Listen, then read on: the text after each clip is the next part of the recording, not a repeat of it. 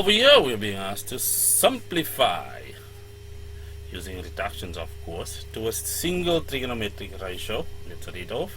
Sine of theta minus 360 degrees, sine of 90 minus theta, tan of negative theta, and cosine of 90 degrees plus theta. So let's just see how that works. That is, of course, 5.2.1. We shall just repeat what we just read out loud. That's theta minus 360 degrees. And then we have sine of 90 degrees plus theta. Of course, tan of negative theta.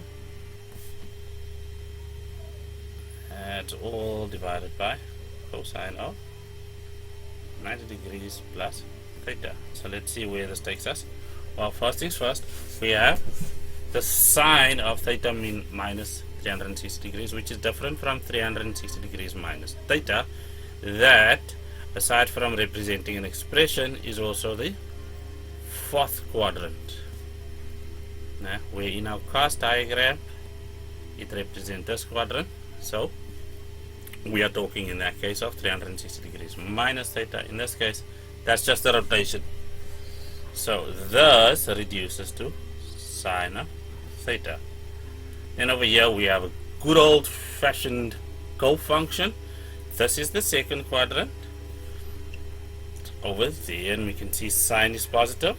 So, given that this is a cofunction, that entire factor becomes cosine of theta. Then we have tan of negative theta. Negative theta is obviously in the fourth quadrant, so that becomes negative tan of theta. And then again, another cofunction. In this case, it's cosine of 90 degrees plus theta. Again, 90 degrees plus theta, second quadrant. That cosine is negative over there. Remember, it's a cofunction reduction, so that becomes negative sine of theta. And then we can do that. The negatives become positive. I am bored of that color, so we'll choose another one.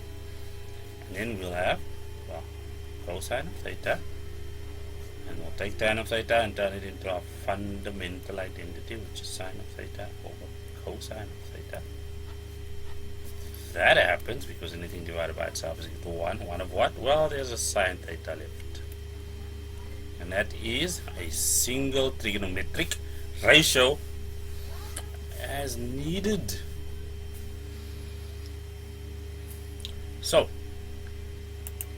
clean up on aisle 5, please. There we go. Let's do another one. In this case, we have sine of theta minus 360 degrees.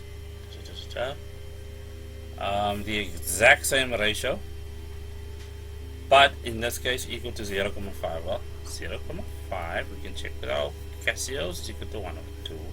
And there's a special triangle which contains this ratio. So let's just have a look at it. It's 1, 2, square root 3, that is 30, that is 60, and that's there, of course.